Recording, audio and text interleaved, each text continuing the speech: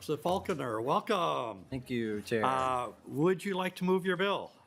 Yes, sir. I'd like to move 3896, and just also acknowledging some wild rice samples are being handed out. Thank you. Representative Falconer moves their House File 3896 before the committee, and I see you have a DE1 amendment. Would you like to go ahead and explain your DE1 amendment? Yes, Chair. Thank you. So the DE1 amendment is an example of, I thought I had a simple idea, and then as it started exploration, it quickly became a complicated idea. And so trying to get back to a simple idea. The original language would have potentially inadvertently criminalized people that for reasons that they weren't aware. And so just acknowledging and thanks for the conversations with Chair Heinzman and Representative Gilman, kind of illustrating that my original idea is people shouldn't put motors through wild rice beds, but if people don't know, they're not aware, they don't have the information, we could turn innocent bystanders into criminals, and we're not at all trying to do that. So the language now is pivoting from that into more of an educational awareness of what's the importance of wild rice, why we shouldn't have motors in it, and going toward a scenario in which we're not criminalizing anybody, not issuing any citations or whatever. I will acknowledge that there is still, and thanks to Ms. Taylor for flagging this, a little bit of work to still ensure that, get the language nested somewhere else so it doesn't point to that. So currently it still does technically, but the intent is as we go forward to make sure that that is not the case. Okay, very good. So this is for getting the bill into the shape that the author would like. All those in favor of the DE1 amendment signify by saying aye. Aye. Opposed, nay. Motion prevails. The DE1 amendment is adopted to House File 3896. Representative Falker, to the overall bill, is there additional information you'd like to present us? Sure. Okay, so just kind of want, well, thank you again for hearing this. Thank you, everybody, for hearing this. This is very much a bill that is a work in progress, but I feel like we're starting to get to it, so I appreciate the opportunity to talk about this today. House File 3896 is, the intent is really just to make it clear that we shouldn't drive motorboats through wild rice beds or have excessive or damaging wake within 150 feet of a wild rice bed to help preserve that. For those that aren't aware, wild rice is an annual crop. It's not perennial, so it has to reseed itself every year. And when it typically grows in 2 to 3 feet of water in a substrate on the lake bed that's muddy, and the seeds fall down, they get buried in the mud, and then they germinate the next spring. That sensitive nature of what the lake bed is that can support wild rice is particularly vulnerable to disturbance. And so, and I've seen it myself, if a boat drives through a wild rice bed, the next spring, typically you can just see a line of a dead zone because the lake bed was disturbed and unable for things to grow. And that's really what we're trying to solve here. So that is the entire intent of the bill. And like I said, again, really want the educational parts of this for the committee or for the agencies are to have materials created that enforcement officers could have on hand. I'm liking it very much to the Loon Aware program, where if you've seen those, the pamphlets have a picture of a loon and just guidelines of stay 150 feet away.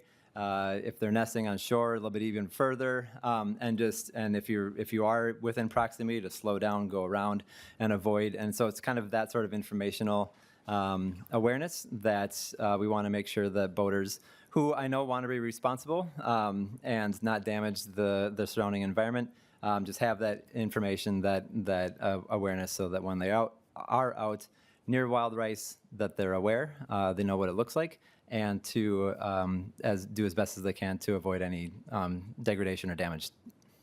Okay, very good, thank you. What we'll do is we'll go to the test fires right now, and then we'll come back to members for questions. So with that, the first person I have is Leanna Goose.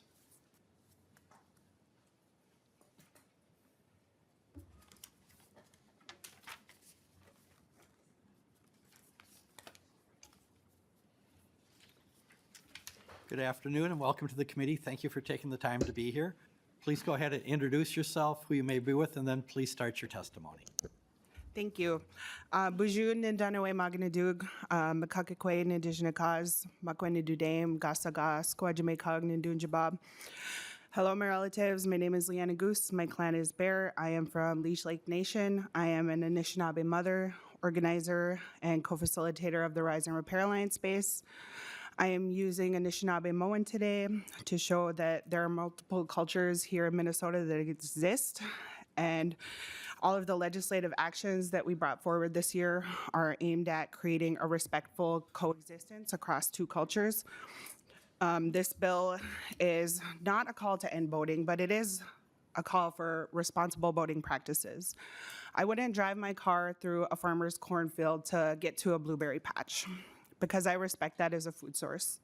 We're asking that the state and its citizens respect wild rice as a treaty-protected food source that is in danger at this moment, and to just avoid driving motors through wild rice beds as it causes major damage.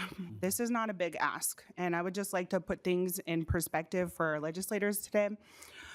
There are over 11,000 lakes here in Minnesota. DNR notes that there are 13 million acres of surface water in Minnesota, of which 3 million are suitable for fishing. According to one estimate by the DNR, there are over 64,000 acres of wild rice in our state in a good year. This means wild rice covers 0.49% of surface waters here in Minnesota. There is enough space for both fishing, recreating, and respecting cultural food sources. And I just want to say that that is not a lot of wild rice compared to what once was. I can tell you that in my lifetime, I have witnessed the loss of wild rice firsthand, and scientific reports and the governor's task force on wild rice also recognize this same decline in abundance. The rice beds that I'm introducing my children to are not the same rice beds that I once knew. They are struggling. Tribes are working hard to restore them and to make sure Minoman is still here for our children and the next generations. On Leech Lake, our Tribal College and Resource Management Program is working on a research project called Protecting Minoman for the Next 7 Generations. So for the past few summers, I have sat with Minoman listening and learning how we as humans can help it survive. I've watched boats drive straight through the rice beds. We are trying to help on our reservation. One afternoon, my son and I were harvesting Minoman for reseeding in this project, and I passed out a picture to just show that, show my children and show the work that we're doing together as a community. So we were out there harvesting Minoman for reseeding along with others from our community. And while we were out there, a duck hunter drove directly through the rice bed we were working to protect. Then we heard gunshots. I had to explain to my son that what that person was doing was harming the very thing that he loves and depends on. By driving through the rice bed, he was destroying the plants that reseed themselves and create new plants the following year. What he was doing was illegal. Leech Lake has regulations that do not allow hunting in rice beds during harvest. But beyond illegal, it was dangerous. This danger is made worse by early teal season, which allows hunting at the same time as the harvesting of Minoman. This overlap is not just a conflict, it is a serious safety risk. It puts the future of both duck hunting and Minoman harvesting at risk. And more importantly, it puts people at risk, like my son. Think about it this way. Imagine you are in a grocery store getting the food you rely on, and suddenly a go-kart speeds by you and someone starts shooting. That would never be allowed in state law.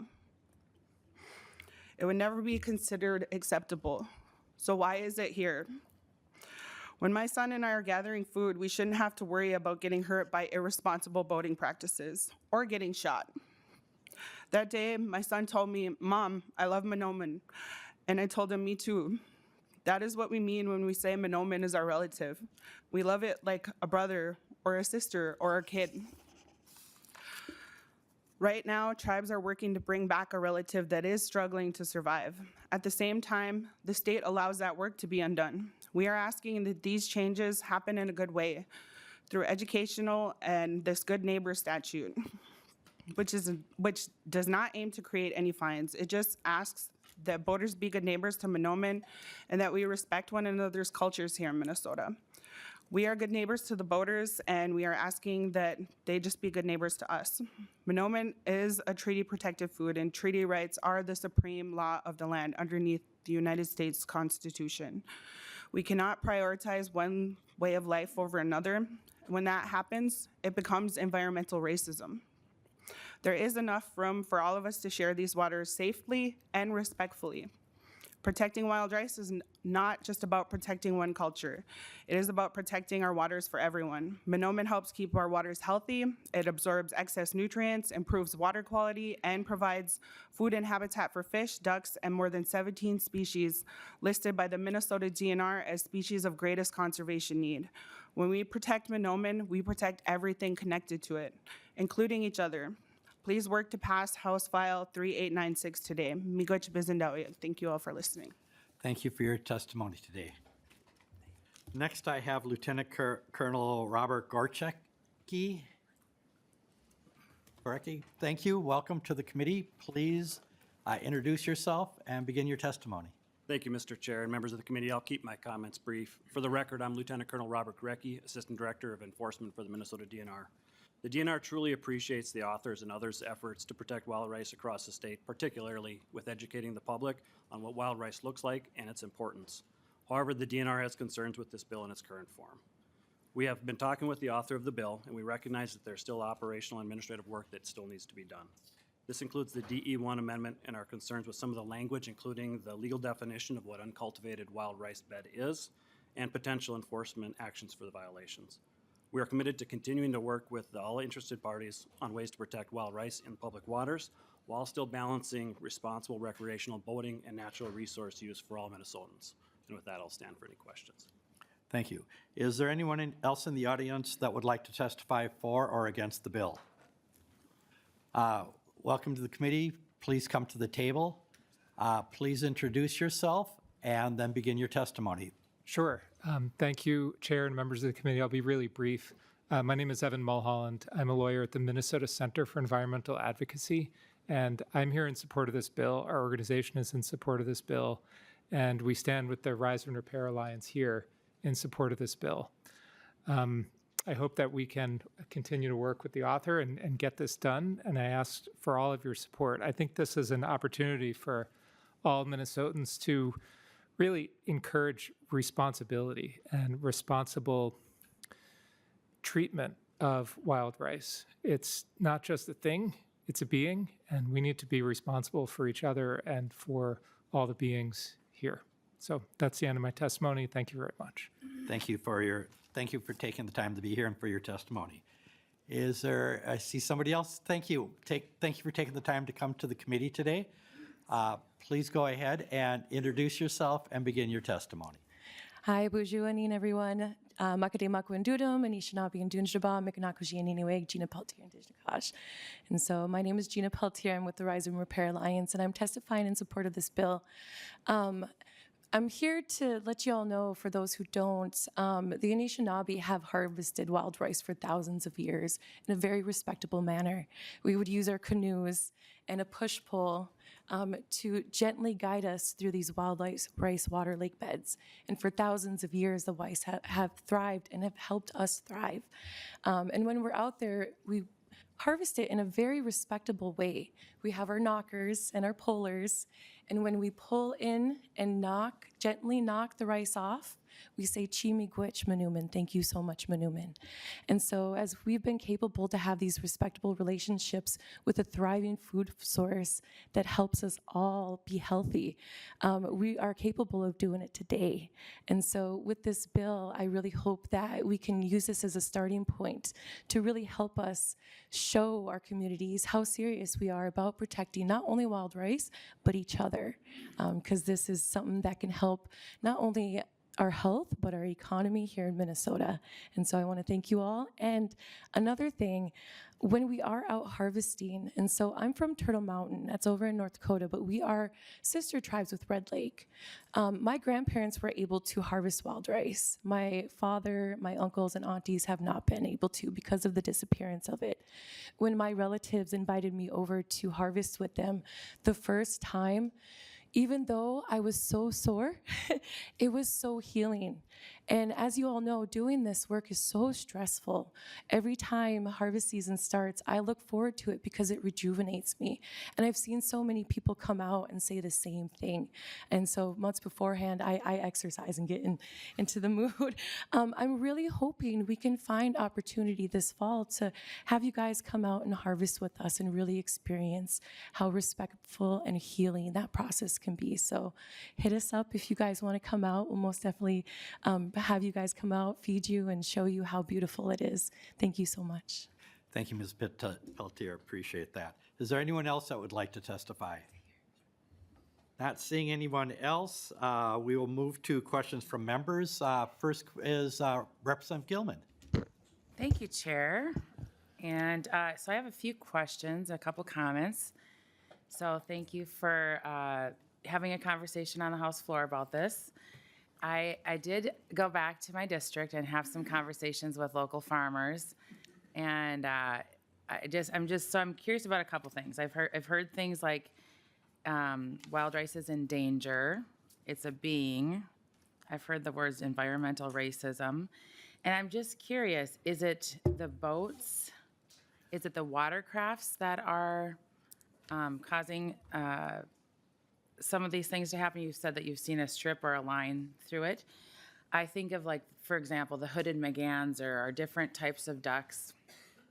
I love hunting. Are there animals, fish, or wildlife that also harvest wild rice besides humans? Sure. Thank you, Chair. Representative Faulkner. Yeah, Chair. Thank you for the question. Wild rice is really a keystone species in the North and the Great Lakes region. So many animals do use it for nutrition, for food, and for habitat and shelter. It's just in my research, bass, walleye, and northern pike all lay their eggs within wild rice beds. Ducks, waterfowl eat the seeds as they're migrating through, following through, and so yeah, it's one of these plants that provides food for animals, for humans, and it also does quite a bit for the quality of the water. It reoxygenates the water body that fish need to survive as well, and helps absorb nutrients that lead to algae blooms that can disrupt, the quality of the water of the lake, as well as then the algae blooms themselves that can kill fish. And so really, part of this is an argument of, if you like fishing, you should love wild rice, because it really does promote a healthy fish stock and clean lake support, as well as then providing food, like you're asking about, for waterfowl and humans alike. Okay, Representative Gilman. So a follow-up to that, thank you for that. So of our, 10 to 14,000 lakes, I don't know if this is a question for the DNR or not, how many lakes do we know of that actually have wild rice in it? I know that they talked about 64,000 acres, which is, under 1% or 0.5%. Do we know where it's located? We've got somebody from the DNR coming up. If we could have them give a shot at this. Thank you, Mr. Chair. For the record, I don't know the exact number, but most central and northern Minnesota shallow body waters that we have are capable of holding wild rice, and whether that's, harvestable amounts or not, but it would be quite a few lakes at least have it present some years. Thank you, Lieutenant Colonel Gorchak. And just Representative Faulkner. Yeah, thank you, Chair. There's also, just a follow-up information, there is quite the project going on right now at the DNR to inventory which lakes, which water bodies have wild rice. There's an appropriation given last year for that. I think when I was talking to the DNR, it's supposed to be done 2028, or that's the target kind of timeline. But there are maps available on DNR, Ag Site, and MPCA for what is known right now. And so there's some information, but that is being worked on to compile it for a more overall picture. Representative Gilman. Thank you. I'm going to continue with this because this is an interesting topic if we have a couple minutes. So again, so ballpark, if we don't have like till 2028, the final report or a report coming through on what that looks like, how many people do you think in Minnesota or that come again to come tour here in the summertime and enjoy the lakes? How many people do you think know or could recognize what a wild rice bed or area looks like? Representative Faulkner. I mean, conjecture, it'd be guessing. I don't know. Do you have a turn over to testifier to, yeah? Lieutenant Colonel. Mr. Chair, Representative, we have approximately 650,000 registered motorized watercraft in Minnesota. Not sure exactly how many out of states do we have. My opinion is that I think at 150 feet while moving, the average boater would have a difficult time identifying wild rice compared to even reed canary grass, to be honest with you. Representative Gilman. Thank you. Thank you for that answer. I would concur that folks would have a very tough time. I'm blessed to have all kinds of different things that I can use on the lakes, our public waters. And hearing testimony earlier about Leech Lake and knowing that it already is illegal, I believe is what was told, to go in and use or to go through that area, and that people are still doing that, and it's dangerous. So I'm just curious why we're not doing like more of an education campaign, doing more conversations around that before we go and pop in a law again that our DNR is not supportive of. I love the idea of local control. Again, throughout the state, different areas depending upon water levels and what's going on with things that our counties, our folks can make a no-wake zone on a lake at any given day, and people are respectful of that because we know the impact of just water levels and the impacts of that. And we know that we can still have fun on the lake when things come down. So I'm very concerned that this bill goes, again, it feels like we're putting the cart before the horse on not having enough information and then education around this. I'm grateful for the testifiers that did come today, and would be curious if you've noticed when you talk about generational harvesting of wild rice, if it's what it's all related to. Is it water quality? Is it again? Is it animals? Is it, gosh, we were talking about elk earlier. I'm curious if deer and elk would love to go in there and eat wild rice. It's so delicious. But I'm wondering if it's animals, if it's the fish and waterfowl, or what's happening with that, or if you're seeing a direct correlation to anything in particular. Representative Faulkner, it looks like one of your testifiers is coming back up too. Yeah. So I don't want. There's a lot that is right now the declining acreage spread of wild rice is due to a lot of factors.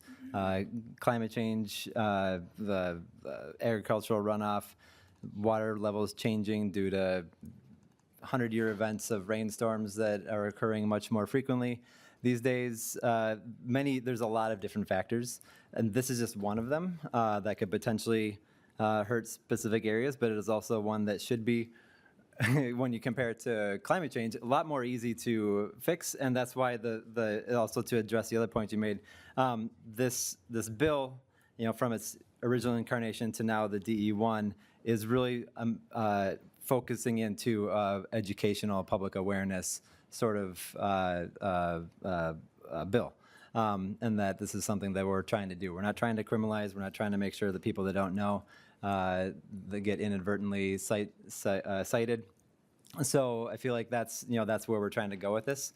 So I do appreciate the sentiments as we talked about previously, and happy to keep working with you and others on it to get into a spot that we can be comfortable with. Ms. Goose, did you want to add some more comments to that? Yeah, can I please? I talked about the research project that I'm working on, like invasive species are encroaching on our wild rice beds. Climate change is wreaking havoc on our rice here in Minnesota. One study notes that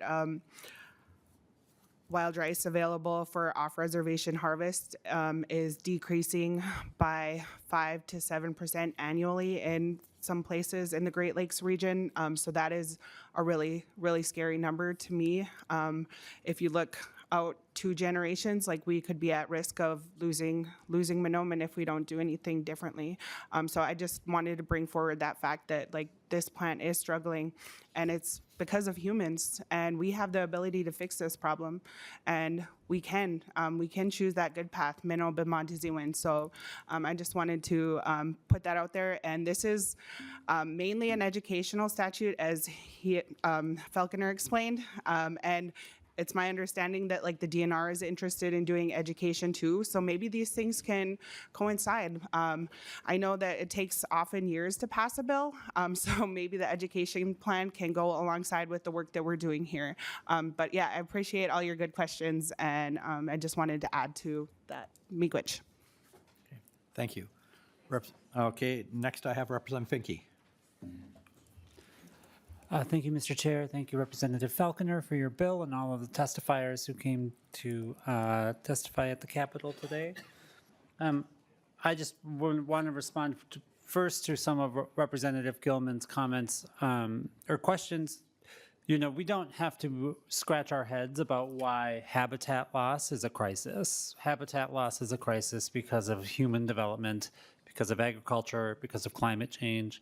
I mean, I am sure that the fish that eat the rice are not responsible for putting the existence of this plant at risk, right? I mean, we know what's going on. Second, I want to say that I did do some research about the amount of, you know, wild rice over time, over history, right? And it, we'll just say it was vastly popular and common, right? I was just learning that where we are now used to be wild rice lakes, right? Like what used to be here is gone, and it is gone because of people doing the things that developing people do. So I don't want us to think that this is a problem that may or may not be, you know, observable. It is observable. We know why it's happening. And finally, the reason we should be protecting it is because people can't recognize it. The reason that we protect endangered species is because the public isn't aware that these endangered species are endangered and we need to be protecting them. That's the entire concept of conservation and wildlife management and protection, is that it does not, we should educate, we absolutely should educate everyone about wild rice, and we should do a survey as detailed as the DNR can possibly do between now and 2028. But if we're going to lose another 14% of the native wild rice over the next few years while that happens, that's a problem. So I actually wish we were, you know, if we had more time to talk about this, I'd love the DNR to actually explain why they don't want to protect this rice, because you didn't. You know, you said you have problems with the bill, but the way that we will wait for this all to get done, like we've seen that a million times, it'll just be gone in the meantime. So I appreciate this. You know, this isn't my culture and my space, but I understand why we want to protect the things that we believe in and that are beloved to our communities, and I think that we should do it. Thank you. I'm looking to see, are there other, not seeing, Chair Heinzman? Thank you, Mr. Chair. I had just one question looking at the bill, and since DNR is up, I'm just going to ask. It would seem to me, just reading through the language, that there would be a cost, and I'm wondering if we're anticipating that. And maybe we need to be thinking about a check to see what that might be. So, Lieutenant Colonel. Mr. Chair, Chair Heinzman, yes, there would certainly be a cost for enforcing if this passed as is. But more importantly, it would potentially take conservation officers away from other really important natural resource work as well, as you know, our resources are obviously limited, but certainly a cost. Chair Heinzman. Thank you, Mr. Chair. So I'm thinking maybe if we see this again, there should be a fiscal note. Representative Falconer, I'll just close with a few comments. And that would be, I want to just thank you for reaching out to myself and others. My kids learned about wild rice as they tried to find ducks. And that was sort of a revelation to them that if you go to where the food is, you're probably going to find some. And then all of a sudden, they started to really care. And I hope that hunting groups and other organizations could be pulled in. I love the educational component to this. I think that would probably, over time, have more impact than the fines or law enforcement side of it, because it's pretty easy, especially our young people, as they're out on the water. And I'll just use us as an example, visiting with conservation officers in their kayaks as they come up to our blind, to have those just right there conversations. And a lot of young people aren't getting out and enjoying that opportunity and getting that education to be able to identify the plant, to know what it is. And sometimes something like hunting is that gateway. And I think that there's a lot of Minnesota kids are missing that. So that's just a comment. And as well, I'll just conclude with that then branched into, now I want to go ricing. Now that I know what the plant looks like, go and bring this home and enjoy a meal that we were able to collect together.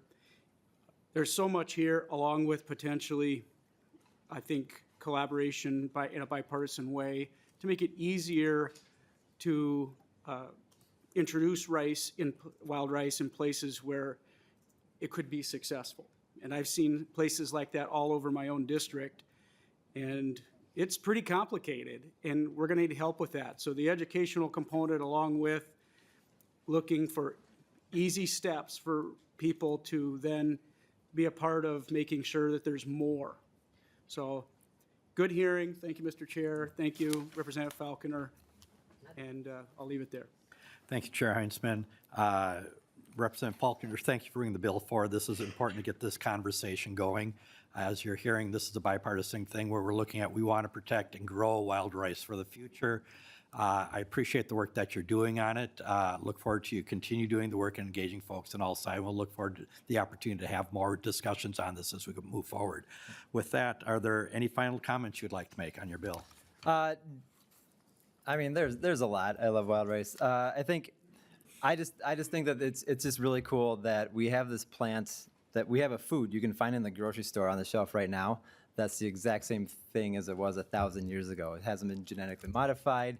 Through selective agriculture, we haven't changed it anyway. I mean, I know there's a cultivated rice versus natural uncultivated rice, but you can get the same thing that's available now as what was available 1,000 years ago, and that's just increasingly rare, and it's just kind of mind-blowing. That for a host of reasons, I just hope that we can work together to protect our state grain. So thank you for the conversation. I would love to work with anybody that wants to. I've already been talking with a couple of tribes to see if there is a way that we can get people up to go ricing. I think that'd be an incredibly valuable experience when I get some details kind of fleshed out and we get a sense of when the season is going to be, when it's harvestable. We'll reach out and see what we can set up. So really appreciate it. Thanks a lot. Continue work on it and look forward to more discussions. With that, Representative Falconer renews their motion that House File 3896 as amended be laid over. The bill is laid over as amended.